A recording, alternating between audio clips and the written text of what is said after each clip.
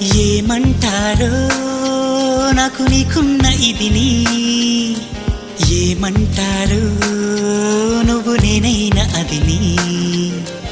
ఏమంటారో మారిపోతున్న కథని, ఏమంటారో జారిపోతున్న మతిని. చూసే పెదవిని, మాట్లాడే కనులని, నవ్వే నడకని, కనిపించే శ్వాసని, ఇచ్చి పుచ్చుకున్న మనసుని ఇదా అదా యదా విధా. మరి ఏమంటారో నాకు నీకున్న ఇదిని, ఏమంటారో